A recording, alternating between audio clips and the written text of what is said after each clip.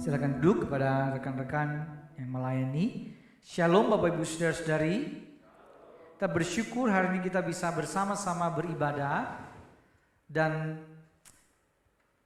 seperti pada tema di awal tahun sudah kita akan belajar tentang transformasi rohani. Dan hari ini kita akan sama-sama belajar tentang transformasi rohani berani keluar dari zona nyaman.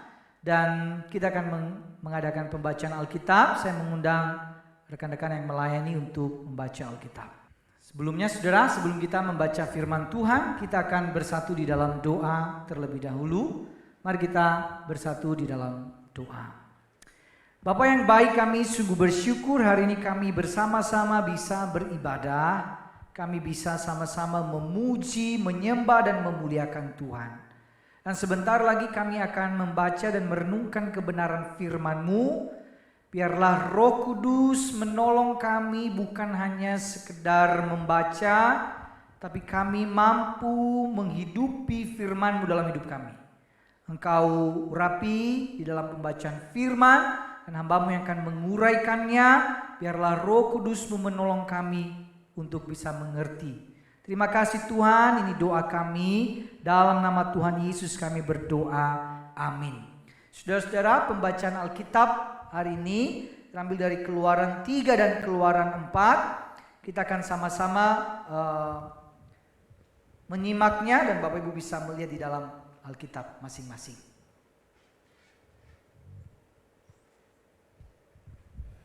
Adapun Musa, ia biasa mengembalakan kambing domba Yitro, mertuanya imam di Midian. Sekali ketika ia menggiring kambing domba itu ke seberang padang gurun, sampailah ia ke gunung Allah, yakni gunung Horeb. Lalu malaikat Tuhan menampakkan diri kepadanya di dalam nyala api yang keluar dari semak duri. Lalu ia melihat dan tampaklah semak duri itu menyala, tetapi tidak dimakan api. Dan Tuhan berfirman, Aku telah memperhatikan dengan sungguh kesengsaraan umatku di tanah Mesir. Dan aku telah mendengar seruan mereka yang disebabkan oleh pengerah-pengerah mereka. Ya, aku mengetahui penderitaan mereka. Sebab itu aku telah turun untuk melepaskan mereka dari tangan orang Mesir dan menuntun mereka keluar dari negeri itu ke suatu negeri yang baik dan luas. Suatu negeri yang berlimpah-limpah susu dan madunya. Ke tempat orang Kanaan, orang Het, orang Amori, orang Feris, orang Hewi, dan orang Yebus. Sekarang seruan orang Israel telah sampai kepadaku. Juga telah kulihat betapa kerasnya orang Mesir menindas mereka. Jadi sekarang pergilah, aku mengutus engkau kepada Fir'aun untuk membawa umatku orang Israel keluar dari Mesir. Tetapi Musa berkata kepada Allah, Siapakah aku ini? Maka aku yang akan menghadap Firaun dan membawa orang Israel keluar dari Mesir. Lalu firman-Nya, Bukankah aku akan menyertai engkau? Inilah tanda bagimu bahwa aku yang mengutus engkau. Apabila engkau telah membawa bangsa itu keluar dari Mesir, maka kamu akan beribadah kepada Allah di gunung ini. Lalu Musa berkata kepada Allah, Tetapi apabila aku mendapatkan orang Israel dan berkata kepada mereka, Allah nenek moyangmu telah mengutus aku kepadamu, dan mereka bertanya kepadaku, bagaimana tentang namanya? Apakah yang harus kujawab kepada mereka? firman Allah kepada Musa. Aku adalah aku.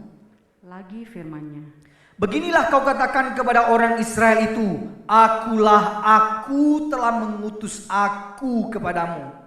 Lalu sahut Musa, Bagaimana jika mereka tidak percaya kepadaku dan tidak mendengar perkataanku, melainkan berkata, Tuhan tidak menampakkan diri kepadamu? Tuhan berfirman kepadanya, Apakah yang di tanganmu itu? jawab Musa, Tongkat. firman Tuhan, Lemparkanlah itu ke tanah.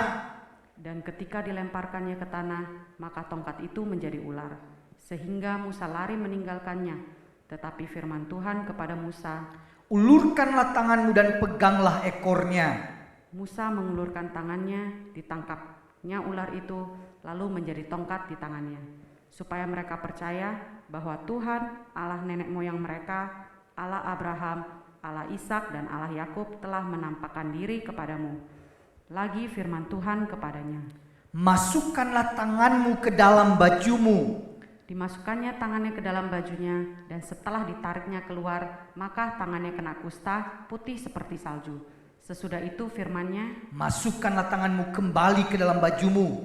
Musa memasukkan tangannya kembali ke dalam bajunya, dan setelah ditariknya keluar, maka tangan itu putih kembali seperti seluruh badannya. Jika mereka tidak percaya kepadamu dan tidak mengindahkan tanda mujizat yang pertama, maka mereka akan percaya kepada tanda mujizat yang kedua. Dan jika mereka tidak juga percaya kepada kedua tanda mujizat ini dan tidak mendengarkan perkataanmu, maka engkau harus mengambil air dari sungai Nil dan harus kau curahkan di tanah yang kering. Lalu air yang kau ambil itu akan menjadi darah di tanah yang kering itu. Lalu kata Musa kepada Tuhan, Ah Tuhan, aku ini tidak pandai bicara, dahulu pun tidak. Dan sejak engkau berfirman kepada hamba-Mu pun tidak, sebab aku berat mulut dan berat lidah. Tetapi Tuhan berfirman kepadanya, Siapakah yang membuat lidah manusia? Siapakah yang membuat orang bisu atau tuli? Membuat orang melihat atau buta? Bukankah aku, yakni Tuhan? Oleh sebab itu pergilah, aku akan menyertai lidahmu dan mengajar engkau apa yang harus kau katakan. Tetapi Musa berkata, Ah Tuhan, utuslah kiranya siapa saja yang patut kau utus. maka bangkitlah murka Tuhan kepada Musa dan ia berfirman, Bukankah di situ Harun orang Lewi itu kakakmu? Aku tahu bahwa ia pandai bicara. Lagi pula ia telah berangkat menjumpai engkau. Dan apabila ia melihat engkau, ia akan bersuka cita dalam hatinya. Maka engkau harus berbicara kepadanya dan menaruh perkataan itu ke dalam mulutnya. Aku akan menyertai lidahmu dan lidahnya dan mengajarkan kepada kamu apa yang harus kamu lakukan. Ia harus berbicara bagimu kepada bangsa itu. Dengan demikian ia akan menjadi penyambung lidahmu dan engkau akan menjadi seperti Allah baginya. Dan bawalah tongkat ini di tanganmu yang harus kau pakai untuk membuat tanda-tanda mujizat. Sedemikian jauh pembacaan firman. Rekan-rekan yang melayani bisa duduk di kursinya. Nah saudara-saudara, hari ini kita akan sama-sama membahas tentang satu hal penting, yaitu transformasi rohani itu saudara akan membawa kita keluar dari zona nyaman kita. Nah apa itu zona nyaman Bapak Ibu saudara-saudara? Saudara, kalau dari beberapa definisi kalau dirangkumkan, maka zona nyaman itu mengacu pada satu wilayah diri, zona dalam diri, di mana ada kebiasaan, situasi yang sudah sangat terkendali, teratur, dan tidak beresiko. Di dalam zona nyaman semua terencana, rutin, kebutuhan tercukupi, dan biasanya ada kebiasaan-kebiasaan yang terulang. Dan pada dasarnya kita ini menikmati yang namanya zona nyaman. Bahkan kita mencari kenyamanan dalam hidup ini. Dan itu hal yang lumrah, kita suka dengan sesuatu yang nyaman. Contoh saudara-saudara, mana yang saudara lebih suka? Tinggal di rumah saudara atau tinggal di rumah tetangga saudara? Pasti jawabannya kita lebih suka lah tinggal di rumah sendiri. Saya di rumah sendiri lebih nyaman. Saya mau nonton, kaki saya angkat, gak ada yang peduli. Baju saya agak robek-robek sedikit, ya gak apa-apalah. Saya mau salto di rumah saya, gak masalah. Datang ke rumah orang tiba-tiba salto-saltoan, wah saudara-saudara ya, dikira ini sakit nanti. Kita suka dengan kenyamanan, kita menikmati kenyamanan. Maka saudara, kalau ada orang-orang tua ya, sudah punya anak, ya udah menikah anak-anaknya, lalu salah satu anak berkata, "Ma, Pa, udahlah, tinggalkan rumah mama yang itu, tinggal sama aku di kota. Ini udah lebih enak di sini, semua tercukupi." Kebiasaan yang saya dengar dari orang-orang tua berkata, "Aduh, enak sih di sana, tapi di sini itu loh, Ini mungkin jelek rumah ini, gubuk-gubuk, tapi lebih nyaman di sini. Saya sudah tahu sekelilingnya, saya sudah tahu lingkungannya udah enak, nyaman. Ya. Kalau disuruh pindah rasanya agak susah dan pada tidak mau. Kita suka dengan yang namanya kenyamanan, saudara-saudara. Nah, biasanya ketika zona nyaman diganggu, kita pasti tidak nyaman.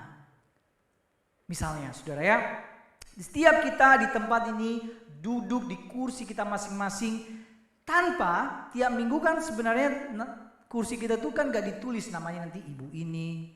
Tapi rata-rata biasanya kita akan duduk di tempat yang sama hampir berulang. Nah, saudara, kalau saudara saya suruh Bapak Ibu keluar sejenak, lalu Anda masuk lagi, tiba-tiba saudara pas Anda duduk itu udah diduduki orang lain. Rasanya tidak nyaman. Biasanya saudara-saudara kenyamanan itu bicara tentang kestabilan, ketenangan, kedamaian menurut versi kita. Kalau ada orang kerja biasanya dia kerja di perkotaan lalu kemudian disuruh untuk kerja di luar kota terpencil, gak ada internet. Waduh, itu gak nyaman.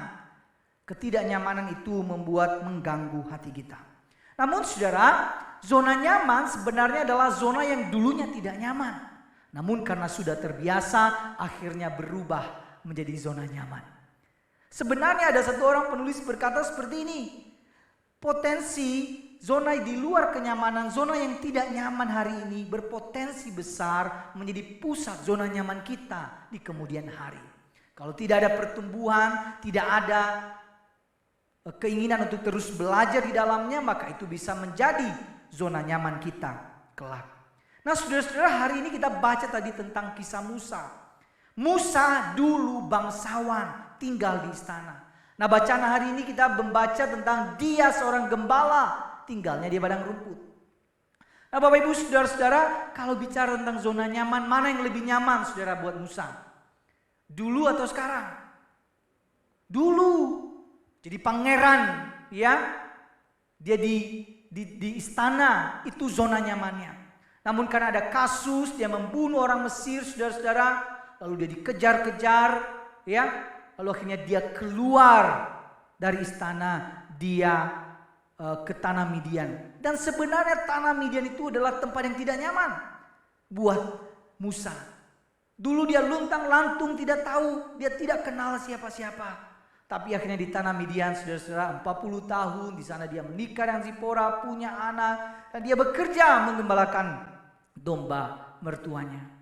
Dulu tanah Midian bukan tempat yang nyaman bagi dia. Tapi setelah 40 tahun tempat itu menjadi nyaman bagi dia. Makanya zona nyaman itu adalah zona yang dulunya tidak nyaman. Tapi karena terbiasa kemudian itu menjadi zona nyaman kita. Saudara, hal ini pun bisa terjadi pada kita, saudara. Apa yang kita dulunya mungkin ketika kita kerja di tempat yang baru, aduh rasanya sulit banget nih kerja di tempat yang baru. Mungkin kita bergumul, kita berdoa, Tuhan tolong saya supaya bisa betul-betul bergairah dalam pekerjaan saya. Setahun, 2 tahun, 3 tahun pekerjaan itu udah menjadi rutinitas, bahkan membosankan. Mungkin kita tidak lagi punya kegairahan untuk melihatnya sebagai pelayanan kita kepada Tuhan. Kita sudah terjebak dalam zona nyaman, ya udahlah yang penting ada gaji tiap bulan, udah beres semuanya. Maka zona nyaman bisa menjadi berangkat dari zona yang tidak nyaman sebelumnya. Nah, saudara-saudara, ketika kita terjebak dalam zona nyaman itu, kita menjadi peka, Tuhan mau apa ya dalam hidup saya? Apa yang Tuhan inginkan buat saya? Kita kehilangan kepekaan itu. Nah, saudara, di sini meskipun gembala bukanlah pekerjaan yang mewah, kalau dibandingkan dengan istana, dia di istana. Tetapi saudara-saudara, jauh lebih aman, jauh lebih stabil. Kenapa? Karena di sini dia tidak dikejar-kejar dan diancam untuk dibunuh. Di sini dia bisa bersama dengan keluarganya. Bersama keluarga itu nyaman sekali. Ya, tiap hari ketemu istri, anak. Ya, dia hanya kerjanya untuk mengawinkan domba jantan, domba betina. Ya. Kalau ada yang cekcok sedikit dia selesaikan. Jadi itu yang kerjanya tiap hari ya. Dan itu nyaman, stabil, tenang. Dan tidak terasa saudara di sini dia sudah 80 tahun. Artinya dia sudah melewati 40 tahun masa-masa itu. Nah, saudara-saudara, di situasi inilah kemudian Allah ngomong sama Musa. Allah menyatakan dirinya. Allah memanggil Musa. Tadi Tuhan bilang apa? Pergilah. Pergilah. Artinya dia mesti keluar untuk membebaskan umat Allah. Lalu apa Musa bilang, saudara-saudara? Siapakah aku Tuhan? Aku enggak layak Tuhan. Aku ini bukan siapa-siapa. Mereka terlalu besar. Firaun, aduh. Dia orang yang selama ini saya jauhi. Tuhan suruh saya untuk menghadapinya. Lalu Tuhan bilang begini, aku menyertaimu. Kemudian si Musa bilang lagi, saudara-saudara, terus Tuhan, kalau nanti bangsa Israel tanya siapa engkau, siapa namamu? Tuhan bilang begini, aku adalah aku. Aku adalah aku itu artinya Yahweh, saudara-saudara. Jadi Allah ingin memperkenalkan bahwa dia adalah Yahweh, Allah Abraham, Ishak dan Yakub. Untuk mengingatkan umat bahwa Allah yang berbicara kepada Musa adalah Allah yang pernah disembah oleh leluhur-leluhurnya dan mengikat perjanjian dengan mereka. Lalu kemudian Musa bilang begini, kalau Israel gak percaya gimana? Lalu Tuhan bilang begini, apa yang ada di tanganmu? Apa katanya? Tongsis bukan ya. Tongkat, saudara. Tongkat, lemparkan tongkat itu ke tanah. Lalu tongkat itu menjadi ular. Ambil ekornya. Jadi tongkat lagi. Tuhan terus teguhkan Musa. Mujizat yang kedua. Dia bilang, sekarang tanganmu masukkan ke dalam bajumu. Keluarkan. Kena kusta. Masukkan lagi. Keluarkan lagi. Udah sembuh. Lalu kemudian saudara-saudara Tuhan bilang begini. Kalau dia gak percaya, mereka gak percaya tanda 1 dan tanda 2. Lakukan yang ketiga. Ambil air di sungai Nil. Kemudian taruh di tanah kering. Air itu akan menjadi darah. Wah, harusnya ini udah makin yakin dong ya. Tuhan gak main-main nih. Tapi apa kata Musa, saudara-saudara? Ah Tuhan, aku ini gak pandai bicara. Hey, ini sebuah kontras. Dari tadi berdebat sama Tuhan. Lalu sekarang ngomong aku gak pandai bicara. Tapi kalau untuk berdebat sama Tuhan, cari-cari alasan sama Tuhan bisa.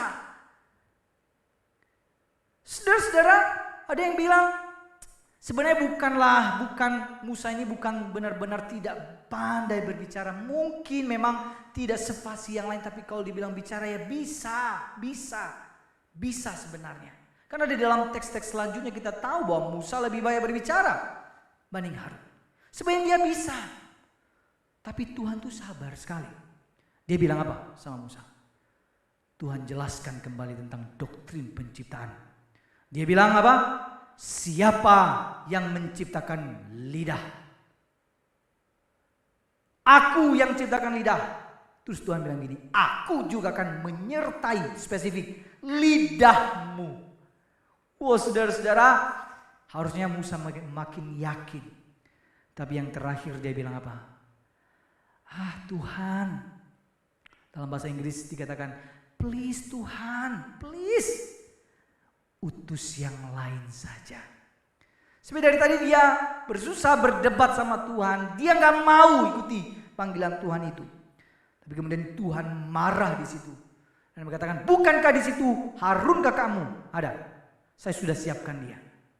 Dan akhirnya kemudian disitulah kemudian Musa taat dan mengikuti apa yang Tuhan katakan. Saudara-saudara, sebetulnya mengapa Musa berdebat sama Tuhan, saudara-saudara? Sebenarnya saudara, kalau kita coba melihat, Musa ini sedang mempertahankan kenyamanan hidupnya yang sudah dia alami. Dia ini udah tua sebenarnya, 80 tahun. Dia tuh udah gak punya mimpi lagi menjadi superhero lah buat bangsa Israel. Karena dulu dia pernah coba kok. Sekarang mau disuruh untuk bebas. Aduh, saya udah tuh 80 tahun. Saya udah sama anak istri saya, udah nyaman, santai-santai hidup saya. Terus Tuhan suruh saya keluar. Aduh Tuhan, gak enak, gak nyaman itu, gak berani saya. Saudara-saudara, sebenarnya Musa sedang menyimpan ketakutan besar dalam dirinya. Dan inilah sebenarnya tantangan dari keluar dari zona nyaman adalah ketakutan. Sebenarnya dia takut karena membebaskan bangsa Israel itu bangsa yang besar. Firaun itu raja. Dia bahkan dulu lari dari Firaun. Sedangkan kalau kita coba lihat masa lalu Musa, saudara-saudara. Masa lalu Musa itu juga tidak enak. Dia dihantui dengan masa lalunya. Dulu 40 tahun dia rindu. Begitu bergejolak hatinya. Dia ingin bebaskan saudara-saudaranya. Tetapi kemudian dia ditolak, saudara-saudara. Waktu dia lihat awal-awalnya ada saudaranya dipukuli sama orang Mesir. Dia bunuh orang Mesir itu. Jadi jiwa patriotismenya sangat tinggi sekali. Dia kubur di pasir. Lalu kemudian sudah dia lihat ada saudaranya berantem. Orang Israel berantem. Dia lerai. Ngapain sih kalian berantem? Salah satu dari mereka berkata, emangnya kamu siapa? Kamu kan pembunuh itu. Wow, saudara-saudara, dia yang awalnya niatnya baik, ditolak oleh saudaranya sendiri. Dikhianati oleh saudaranya sendiri. Maka inilah ketakutan di dalam diri Musa, saudara-saudara. Dia takut itu terulang lagi. Penolakan di masa lalu itu terulang lagi. Aduh Tuhan, kayak gini aja udah nyaman deh, gak usah diotak-atik deh hidup saya. Daripada kayak dulu lagi. Nah saudara, apa ketakutan yang pertama? Takut keluar dari zona nyaman karena masih dibayang-bayangi oleh masa lalu. Banyak mungkin dari kita sudah mengapa orang akhirnya kalau kita melihat perkembangan bisnis sekarang. Banyak bisnis yang dulunya berjaya. Kemudian meredup di zaman ini. Karena seringkali saudara-saudara di masa lalu jadikan patokan. Oh dulu nih efektif dulu. Nah akhirnya itu gak mau berinovasi, gak mau berubah. Padahal perkembangan zaman sangat cepat. Dan tidak mau melakukan apa-apa. Karena merasa bahwa ya dulu ini baik dan sebagainya. Sudah masa lalu. Masa lalu itu bisa gagal. Dulu gagal. Atau dulu kita sukses. Bisa menghantui kita. Dulu produk ini saya pernah coba jual. Saya lakukan tapi gak laku. Gagal. Udah gak mau coba lagi. Atau mungkin sebaliknya, dulu produk ini terbaik di masanya. Kalau saya coba lagi sekarang, saya takut tidak bisa mencapai standar itu dulu. Nah kadang kala seperti itu saudara-saudara, akhirnya kita nggak mau maju-maju karena kita dibayang-bayangi oleh masa lalu. Banyak orang juga karena gagal dalam berelasi akhirnya tidak mau membangun relasi kembali karena masih dibayang-bayangi oleh masa lalu. Saudara-saudara, bernostalgia itu memang menyenangkan, saudara. Kita tuh suka dengan nostalgia. Kalau boleh ada satu masa kita kembali ke 10-20 tahun yang lalu. Rasanya enak juga ya dulu. Ya, nyaman dulu. Nah sudah beberapa waktu yang lalu. Saya itu lihat di atas di kantor hamba Tuhan itu ada satu lemari. Di situ ada foto-foto jemaat gereja puluhan tahun yang lalu. Oh saudara-saudara saya lihat. Oh iya dulu rame. Ya saudara-saudara ya. Dulu ini ada kok sekarang gak ada. Dulu ini masih anak-anak sekarang udah punya anak begitu loh saudara-saudara. Ya dulu kurus-kurus. Sekarang sehat-sehatnya luar biasa. Ya banyak ya beberapa wajah ini saya lihat. Waduh ya masih muda-muda tuh. Kadang kita bernostalgia dengan masa lalu itu. Ada yang bilang begini. Dulu Los Inus di gereja kita guru-guru sekolah minggu itu melimpah banyak sekali. Oh iya dulu. Iya dulu. Dulu banyak pelayanan dan sebagainya, anak-anak muda banyak sekali. Oh ya dulu ya, dulu. Sekarang gimana? Kadang-kadang sudah kalau kita bernostalgia dengan masa lalu, masa-masa yang lalu. Memang ada titik oke, menyenangkan sejenak. Tapi masanya sudah lewat. Sekarang masa kita. Harusnya apa yang kita lakukan, apa yang Tuhan inginkan kita kerjakan di masa sekarang. Maka dihantui oleh bayang-bayang masa lalu itu begitu membuat kita seringkali tidak mau berani keluar dari zona nyaman kita. Saudara-saudara, Musa itu ada di bawah bayang-bayang masa lalunya. Kalau dia ingat lagi 40 tahun lalu itu gak senang, gak nyaman. Ya, harus mengulang lagi penolakan itu di masa lalu. Aduh Tuhan, saya itu udah semangat sekali tapi saya ditolak sama budak-budak itu. Sekarang mau coba lagi. Saudara-saudara, kalau kita mesti jujur di hadapan Tuhan dan bilang, Tuhan Saya masih dihantui oleh bayang-bayang masa lalu yang begitu kelam atau apapun itu. Dan datang sama Tuhan ini. Saya masih dihantui ketakutan ini. Kalau kita tidak jujur dan mengakuinya di depan Tuhan, kita tidak akan pernah keluar dan berani untuk benar-benar siap untuk menjalankan apa yang Tuhan mau. Saudara-saudara, ketakutan yang kedua adalah takut keluar dari zona nyaman karena melihat masa depan penuh dengan tantangan. Ketika Musa diajak untuk membebaskan Israel bangsa yang besar. Lalu Tuhan kan bilang ketemu nanti sama penatua-penatua Israel. Penatua-penatua, waduh sulit juga. Ketemu Firaun, gak gampang. Lihat kapasitas diri, lihat tugas Tuhan, sulitnya minta ampun, gak gampang. Lihat ke depan penuh dengan tantangan, penuh dengan persoalan. Nah, ketakutan akan apa yang ada di depan seringkali membuat kita tidak berani keluar dari zona nyaman kita. Saudara-saudara, kalau saya tanya sekarang begini, Bapak Ibu mau melayani Tuhan gak? Jawab aja, mau melayani Tuhan gak? Mau berkomitmen melayani Tuhan gak? Nah, ini suaranya agak lebih kecil dikit ya. Ya.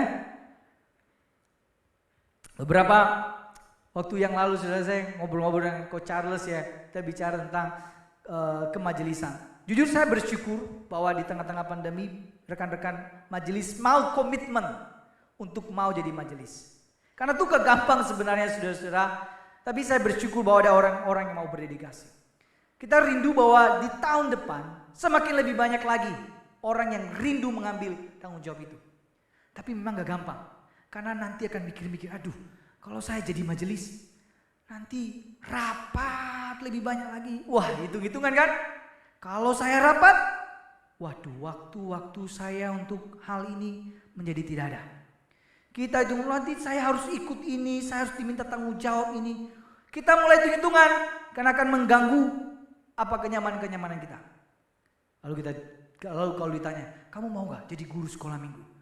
Guru sekolah minggu? Mau sih tapi boleh gak? Nah kalau gak harus terikat dengan komitmen pelayanan. Karena kalau kita hitung-hitungan, kalau jadi guru sekolah minggu berarti tiap minggu dong aku harus ngajar, aku harus gini dan sebagainya. Nah, seringkali kita hitung-hitungan dengan tantangan, ketakutan di depan dan merasa aduh nanti susah dan sebagainya. Nah saudara-saudara, kita kalau di list nih saudara sekarang saudara untuk menjawab panggilan Tuhan, kita akan list ada banyak ketakutan kita. Ya, mulai dari diri sendiri, mulai dari yang sudah terjadi ataupun belum terjadi, kita takuti semuanya.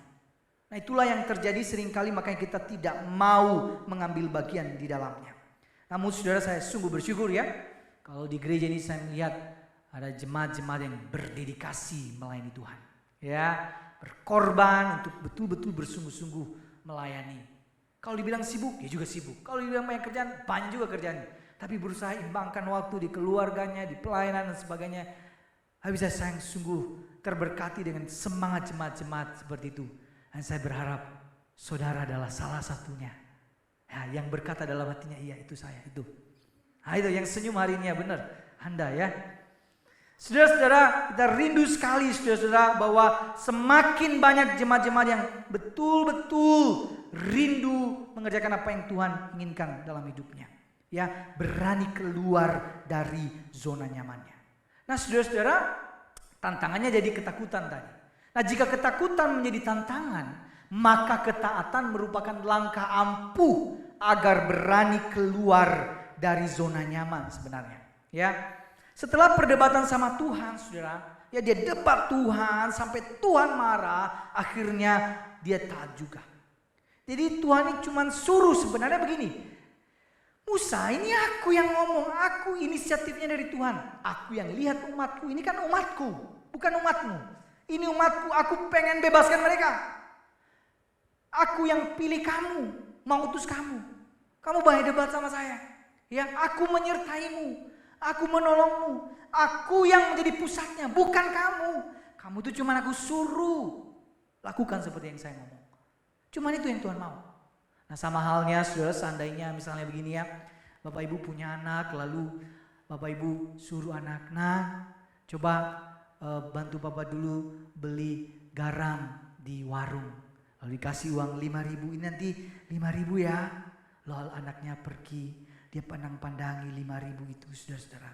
Dia jalan, dia di depan toko, udah mau nyampe di depan toko. Lalu kemudian dia mundur lagi, dia balik, dia sampai ke mamanya, dia nangis-nangis. Ma, mamanya bilang gini, kenapa? Uangnya kurang. Mama. Lalu mamanya bilang, kenapa kamu dipukulin sama penjual toko, penjual garam itu? Enggak, Ma. Aku tidak layak, Ma, untuk membeli garam ini. Aku tidak layak, Ma. Aku orang berdosa. Seperti itulah kira-kira Musa. Dia tuh cuma harusnya lakukan yang Tuhan mau, kerjain yang Tuhan mau. Udah cukup, itu saja. Tapi dia banyak beralasan sama Tuhan, saudara-saudara. Dia banyak mendebat Tuhan dengan alasan-alasannya. Nah, kita itu orang yang pintar sekali cari-cari alasan. Setuju, saudara? Tadi di kau satu sih bilang iya. Kalau kau dua kayaknya enggak ya. Kita itu orang yang suka cari-cari alasan. Banyak sekali alasan kita. Kita bisa list ribuan alasan kita untuk lakukan apa yang Tuhan kehendaki. Banyak. Kita gak usah belajar cari-cari alasan. Kita dari kecil udah tahu cara membuat alasan. Dari kecil. Bisa alasan. Kenapa kamu gak belajar? Nah, dari kecil gak pernah diajarin kan sama papa mamanya kan? Mungkin dia lihat papa mamanya ya. Dia gak diajarin. Saudara, itu natur kita. Kita ya punya banyak alasan. Nah, saudara-saudara, taat pada firman Tuhan. Firman Tuhan jelas A, B, C, D buat Musa. Dia tuh cuman Tuhan pengen hatimu lakukan saja gitu loh. Gak usah banyak berdebat sama Tuhan. Tapi dia tuh banyak negosiasi sama Tuhan. Nah, saudara-saudara, kita dapat taat melakukan firman. Sebenarnya karena anugerah Allah, bukan karena kehebatan diri kita. Kalau ditanya sekarang apakah Musa itu siap lakukan tugas besar ini? Siap? Tidak siap. Sama sekali gak siap. Dulu 40 tahun lalu dia merasa dirinya lebih siap malah. Karena dia punya kuasa, punya istana begitu. Dia orang yang hebat dulu. Tapi waktu dia bilang dia siap, Tuhan bilang belum siap. Kirim 40 tahun lagi jadi gembala domba. Tapi waktu dia bilang sekarang aku gak siap, aku gak layak, Tuhan malah bilang ini waktunya. Aneh ya, kadang-kadang waktunya Tuhan kita gak tahu gitu loh. Cara-cara Tuhan bekerja. Waktu kita bilang iya, Tuhan bilang enggak. Waktu kita bilang enggak, Tuhan bilang ya, lakukan sekarang waktunya. Saudara-saudara, Tuhan cuma pengen bilang ke Musa, karena ketidaklayakannya ini membuat dia sadar bahwa yang mengerjakan pekerjaan ini sebenarnya adalah Tuhan. Tuhan, ini cerita tentang Tuhan, bukan cerita tentang Musa. Saudara-saudara, banyak orang sampai zaman sekarang ini, ya. Tadi ya, banyak alasan. Salah satu alasan adalah karena usia sudah menua. Aduh, usia saya sudah tua. Saya udah gak bisa lagi betul-betul serius lagi untuk beribadah menyembah Tuhan. Udahlah ya, tidak bisa lagi. Nah saudara, kalau ada yang mikir seperti itu, ingat nih kisah Musa. Musa dipanggil usia 80 tahun ya. Nah siapa yang 80 tahun di sini? Banyak, ada dikit ya. Rata-rata kita di bawah 80 tahun ya. Harusnya kita lebih bersemangat lagi. Kalau dibaca di perjanjian baru ada Hana juga yang lanjut usia umurnya. Dipakai Tuhan, saudara-saudara, dia betul-betul jadi pribadi yang sungguh-sungguh beribadah kepada Allah, melakukan apa yang Allah kehendaki. Sehingga tua itu gak jadi alasan. Jangan jadikan alasan tua untuk tidak sungguh-sungguh mencari kehendak Allah dalam hidupmu. Mungkin memang kalau sudah tua kawan-kawan kita udah beda. Ya, sekarang kawan-kawan kita sudah teman-temannya namanya kolesterol ya, darah tinggi, ya penyumbatan di mana-mana. Meskipun itu terjadi, itu bukan alasan buat kita untuk tidak mau melakukan apa yang Tuhan kehendaki dalam hidup kita. Saudara-saudara, seharusnya saudara-saudara ya, dalam kehidupan bergereja juga seperti itu. Orang-orang yang sudah senior harusnya ya ambil waktu untuk bisa ngobrol-ngobrol sama yang lebih muda, saudara. Ya, saudara punya hikmat, saudara punya pengalaman. Ambil waktu itu untuk wariskan nilai-nilai yang benar, yang ngobrol sama mereka. Itu menurut saya hal yang sangat indah dan mudah sebaiknya kita lakukan. Cuman mau gak gitu loh. Ya, mau gak melakukannya.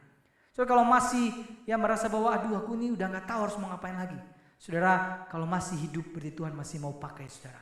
Saudara punya teman, ada teman saudara belum kenal Tuhan, ajak ke gereja dia. Kenalkan Yesus sama dia. Jadi jangan berpikir bahwa waktu kita tua kita merasa bahwa ya udah hidup saya untuk diri saya. Enggak. Hidup kita untuk Yesus. Harusnya orang makin kenal Yesus. Semakin kita tua, orang semakin lihat bagaimana kecintaan kita kepada Kristus. Amin. Harusnya kita menjadi misionaris saudara-saudara ya. Kita yang paling dekat dengan orang-orang di tetangga, di lingkungan kita. Mereka belum kenal Tuhan atau mereka hidup dengan keinginan mereka sendiri. Kita berteman sama mereka, kenalkan Yesus sama mereka. Adakah hati itu dalam diri kita? Ada kerinduan itu gak saudara? Atau sudah meredam karena kita terlalu sibuk atau merasa bahwa aduh udah gak ada lagi deh gunanya saya ini. Nah, buat opa oma ya, yang mungkin udah mulai menyerah dengan hidupnya dan berkata, aduh saya ini udah gak ada gunanya. Hari ini firman Tuhan bilang begini, ya bahwa kita itu hidupnya untuk Tuhan. Ya, jangan biarkan masa tua, penyakit itu menggerogoti semangat kita, kegairahan kita untuk Tuhan, saudara. Jangan biarkan itu terjadi. Hiduplah bagi Tuhan, bergairahlah bagi Tuhan, melayanilah untuk Tuhan, saudara-saudara. Persembahkan hidupmu untuk Tuhan. Nah kalau kita bilang, ya orang-orang tua udah, ya kita biasanya ada KR lansia.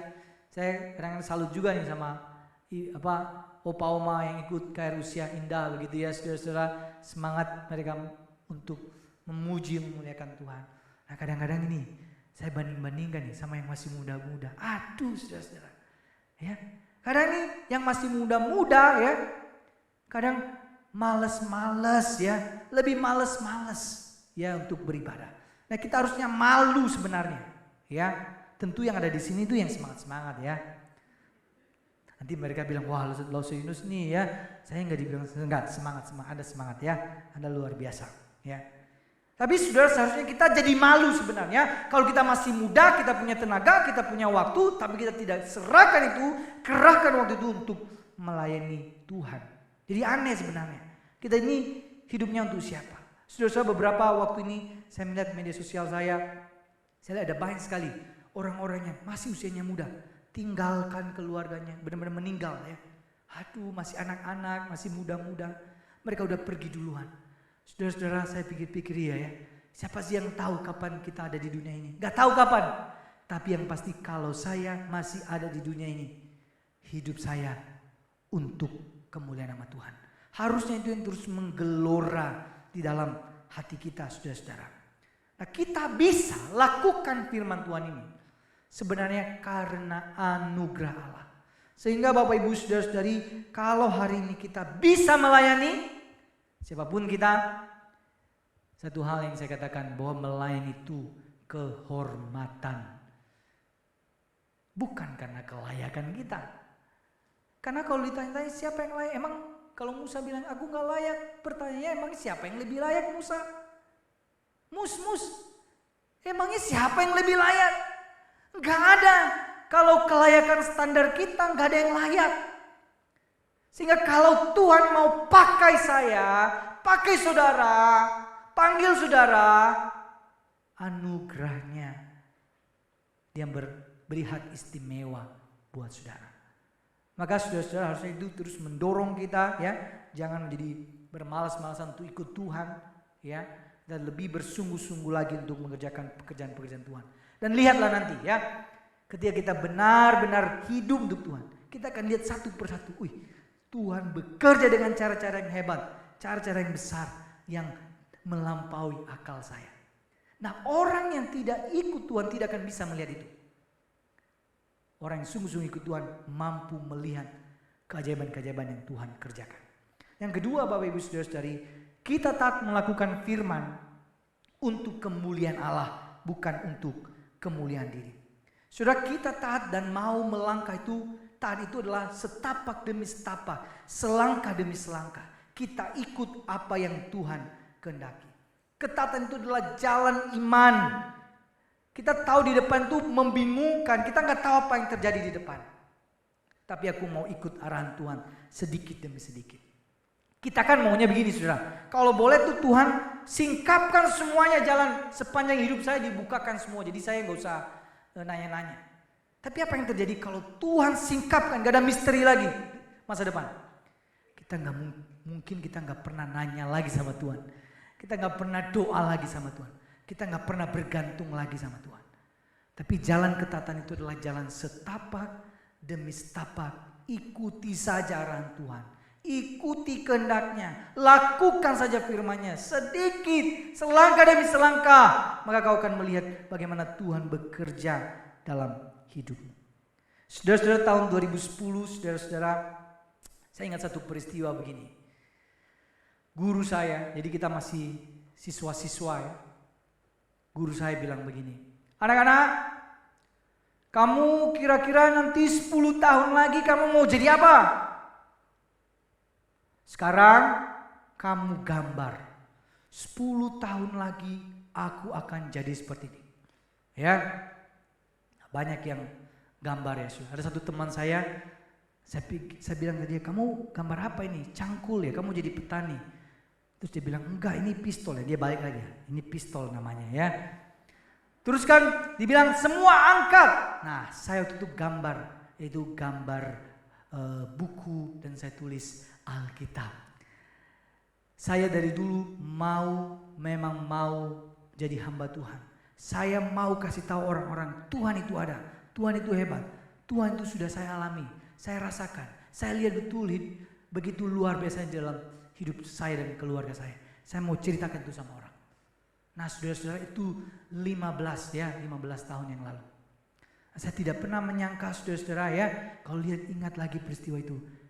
15 tahun yang lalu saya tidak pernah punya gambaran nanti sekolahnya di mana, nanti pelayanannya di mana. Tidak ada gambaran. Tapi ikuti setapak demi setapak. Sampai saya masuk seminari dengan caranya Tuhan juga. Dan sampai saat ini saya melayani di GKP KR Telugong. Kita tidak pernah bertemu sebelumnya bukan? Tidak pernah ada yang kenal saya 15 tahun yang lalu. Saya masih bocil. Bapak Ibu di sini nggak tahu ya. Itu anak itu siapa ya? Tapi hari ini kita bisa sama-sama ketemu. Saya pikir Tuhan sudah merancang semuanya. Tapi kita tinggal ikut setapak demi setapak. Maka lihat hal-hal yang besar yang Tuhan kerjakan.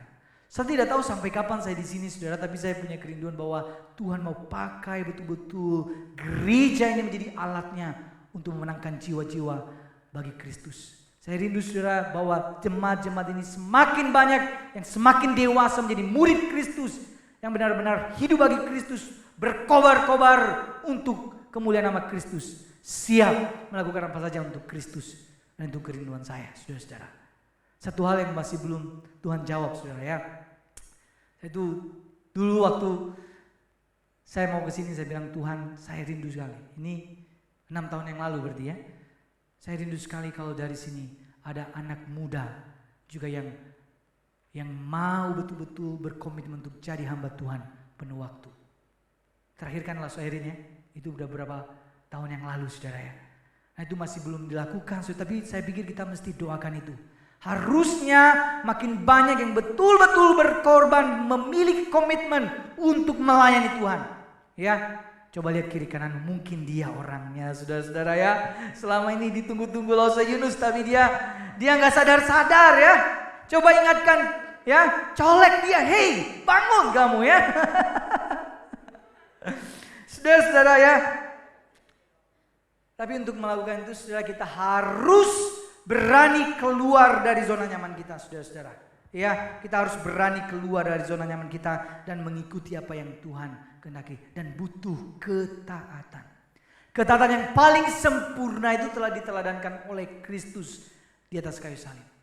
Yesus itu rela tinggalkan kenyamanan buat cari saya dan saudara. Tapi ironisnya begini saudara, kita sering tinggalkan dia demi alasan kenyamanan. Banyak orang yang tinggalkan Tuhan carinya kenyamanan. Tapi Yesus cari saya dan saudara, dia tinggalkan kenyamanan surgawi itu supaya kita bisa masuk ke dalam surganya. Dan harusnya kita punya komitmen meneladani apa yang Yesus lakukan. Saudara, tadi pagi saya bangun agak lebih pagi tadi saudara ya, jam 4 begitu. Saudara, saya saat teduh dari Matius 26 itu memperingati tentang minggu-minggu kesengsaraan Kristus. Saudara-saudara, dalam bacaan itu tentang kesedihan Yesus ketika mau akan dikorbankan, akan disalibkan. Bapak Ibu saudara-saudara, Yesus seolah-olah berdialog dengan Bapa. Dia bilang begini, jikalau mungkin cawan ini berlalu, ya biarlah berlalu. Tapi bukan kehendakku yang jadi, kehendakmu yang jadi. Tuhan Yesus ulangi lagi doa yang sama. Kalau memang tidak bisa berlalu, kehendakmu yang jadi. 3 kali dia lakukan itu. Saya bandingkan dengan Musa. Seolah-olah Tuhan itu sedang negosiasi sama Tuhan. Tapi sebenarnya sangat berbeda total. Yesus melihat apa yang dia lakukan itu sepenuhnya kehendak Allah. Dan dia taat mau melakukannya. Maka dia ulang-ulang, kehendakmu yang jadi. Kehendakmu yang jadi. Harusnya itu yang ada dalam diri kita, Tuhan. Kehendakmu yang jadi dalam hidup saya. Saya mau sungguh-sungguh ikut Tuhan. Saya mau persembahkan diri saya untuk kemuliaan nama-Mu. Kerjaan ini bukan hanya kerjaan orang sekuler biasa. Kerjaan ini untuk memuliakan Tuhan. Usaha ini bukan usaha untuk hanya kesenangan diri saya. Usaha ini untuk kesenangan Tuhan. Dan harus kita berkomitmen untuk hal itu, saudara-saudara. Kita harus belajar tinggalkan kenyamanan kita dan melihat Yesus yang taat. Dan dia sangat sempurna. Mungkin kita berkata, aduh aku bukan Tuhan Yesus. Emang bukan. Tapi Tuhan tuntun supaya kita semakin serupa dengan Kristus. Dan tadi kita bilang, atas anugerahnya, penyertanya kita dimampukan. Cuman mau gak? Taat gak untuk melakukannya? Kalau taat, Tuhan sertai, Tuhan pimpin, dan Tuhan tuntun. Nah saudara, sebagai kesimpulan begini, baca sama-sama 1, 2, 3. Zona nyaman selalu dipagari oleh ketakutan, butuh ketaatan pada Tuhan agar kita dapat melompatinya. Ketaatan pada Tuhan.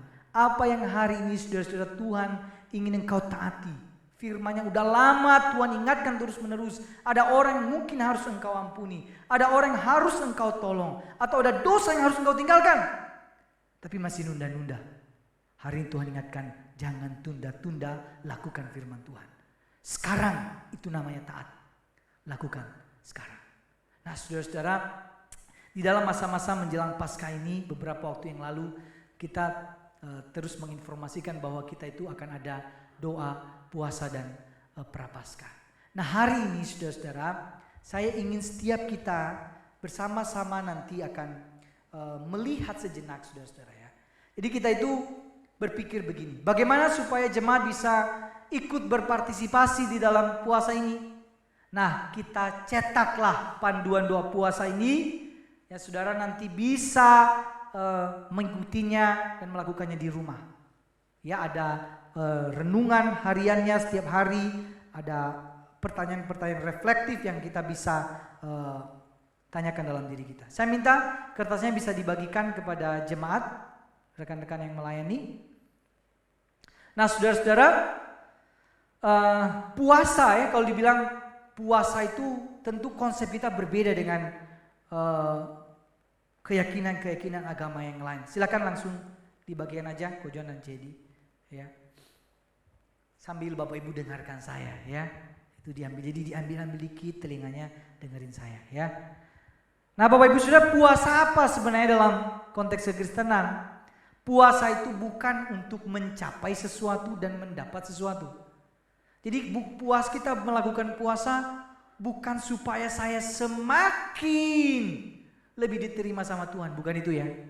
Atau karena aku pengen ya tujuan saya ini tercapai di saya puasa. Tapi sebenarnya puasa itu adalah saya mau ambil waktu untuk lebih dekat lagi sama Bapa, lebih lagi intim sama Tuhan. Nah supaya lebih intim apa? Ada yang harus saya tinggalkan, ada yang harus saya jauhkan dari diri saya. Nanti diisi ya, nanti diisi dulu ya. Nah Bapak Ibu Saudara-saudara, nanti di sini kita akan sama-sama ambil komitmen sama Tuhan ya. Apa kira-kira yang harus yang perlu kita tinggalkan. Belajar. Jadi ada yang menganalogikan seperti ini ya, puasa itu begini. Ketika ada anak-anak main bola, terus biasanya kita main bola lalu kita memilih untuk tidak main bola sore itu. Kita malah duduk di pangkuan mama kita. Wah, saudara, kita pengen lebih dekat lagi sama mama. Kita lihat orang beraktivitas. Nah, saudara-saudara, kalau sudah mendapatkan semua, jangan diisi dulu, saya akan menjelaskan kepada kita, Bapak Ibu ya. Nah, saudara-saudara, ini rangkaian ibadah puasa Jumat Agung. Ini mulai besok, berarti Bapak Ibu tulis namanya ya. Jangan nama yang di sebelahnya ya. Nama Bapak Ibu sendiri langsung ditulis komitmennya. Nah, kira-kira komitmen Bapak Ibu, aku pengen latih deh meninggalkan kenyamanan saya. Misalnya begini. Yang pertama, makan dan minum ya. Ini misalnya kita mau melakukan puasa ini atau salah satunya mungkin ya. Karena kita nggak bisa kalau nggak minum ya boleh ya, hanya makan saja. Tapi kita kasih durasi puasanya, makan minum. Makan terakhir jam 8 malam, besok buka jam 3 sore. Nah, itu yang kita rancang. Tapi kalau Bapak Ibu ya karena alasan kesehatan dan sebagainya pengen buka lebih awal, ya nanti Bapak Ibu atur sendiri ya. Atau Bapak Ibu mengatakan, aku pengen coba yang kedua deh kayaknya, lebih mudah kayaknya. Itu puasa marah-marah. Wah, lebih mudah atau lebih sulit ya? Nah, Bapak Ibu jangan berpikir, wah puasa marah-marah berarti setelah minggu ini saya bebas marah-marah ya. Bukan seperti itu saudara. Artinya kita melatih diri kita untuk mengendalikan emosi kita. Nah yang kedua, mungkin selama ini kita merasa, aduh saya kalau ngomong itu udah nyerocos, gak ada filternya begitu. Saya kadang ngomongnya kasar sama istri, sama anak, sama suami saya dan sebagainya. Atau kita suka ngegosip begitu. Nah, kita mungkin, aduh aku mau belajar deh hal ini. Atau gawai ya, gadget kita mungkin terlalu adiksi ya. Kita nggak bisa lepas dengan gadget, kita mau atur waktu ya. Kita kurang-kurangi nih mainnya pakai gadget kita. Kita bisa centang gawai atau media sosial. Aduh tiap hari nih kerjaan saya itu scroll YouTube, TikTok, Facebook, Instagram. Nah kita mulai, oke, saya kasih batas waktu. Sehari mungkin sejam gitu, saya kurang-kurangi. Nah itu satu komitmen kita. Atau kecanduan, ya, atau dosa tertentu, pornografi kah, rokok, judi, nonton atau belanja ya. Belanja juga kita bisa kurang-kurangi Bapak Ibu ya, menghemat budget ya. Atau game online, kita terlalu adiksi dengan hal itu, kita mungkin belajar ya dalam minggu ini. Dan kiranya itu jadi kebiasaan yang baik ya. Nah saudara-saudara, sebelum Anda isi, saudara Anda doa dulu ya, jangan asal isi ya. Anda boleh pilih satu atau dua ya. Jangan sampai pilih semuanya tapi nggak ada yang dilakukan semuanya ya saudara ya. Komit. Jadi yang penting realistis lah. Lebih baik satu tapi komit melakukannya ya. Sembari Bapak Ibu isi dan renungkan, kita naikkan pujian saudara, karya terbesar.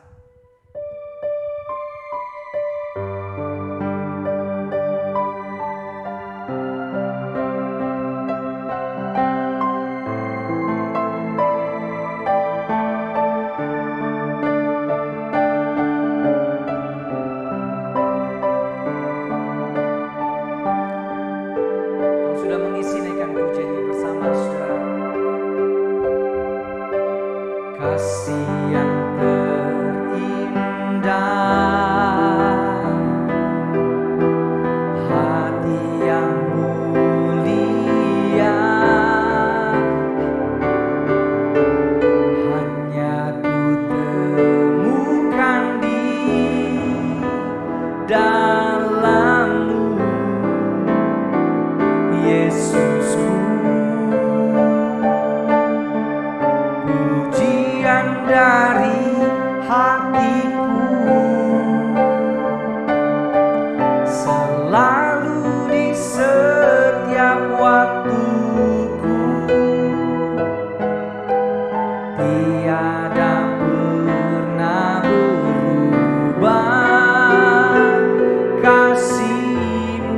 sudah mengisi, saudara bangkit berdiri, naikkan pujian ini sama-sama.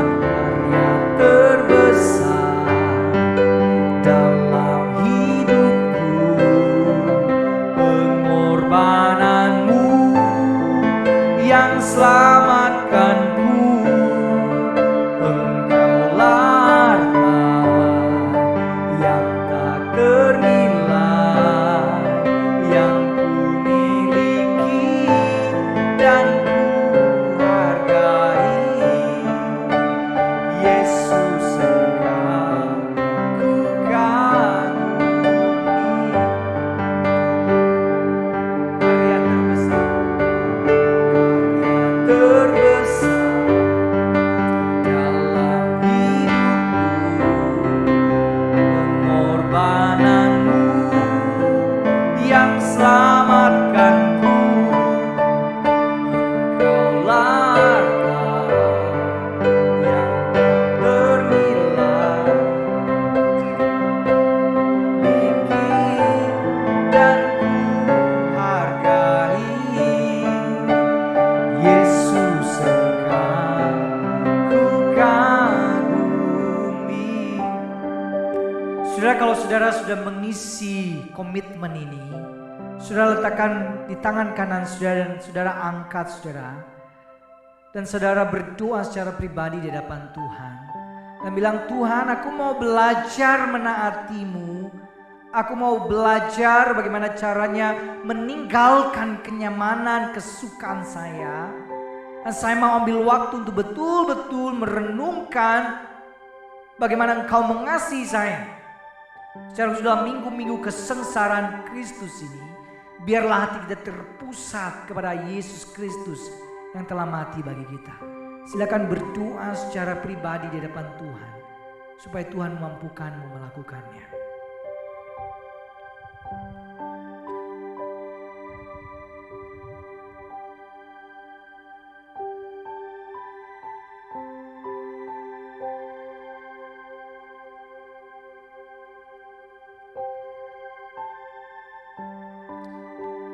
Bapa di sorga, di tangan kami hari ini ada kertas yang menjadi komitmen kami di hadapan Tuhan. Kami menulisnya dan Tuhan tahu. Kami hanya ingin belajar jadi murid yang taat. Kami belajar meninggalkan apa yang selama ini terlalu terbiasa. Kami tenggelam di dalamnya. Dan kami lupa untuk membangun hubungan dengan Allah. Engkau tolong umat-Mu ya Tuhan dalam melakukannya. Mungkin ada saat-saatnya kami gagal, kami lelah, kami bosan. Tapi atas kuasa dan anugerah Tuhan, kami dimampukan untuk melakukannya. Terima kasih Tuhan. Ini doa kami dalam nama Tuhan Yesus Kristus. Kami berdoa dan bersyukur. Amin. Jemaat dipersilahkan duduk.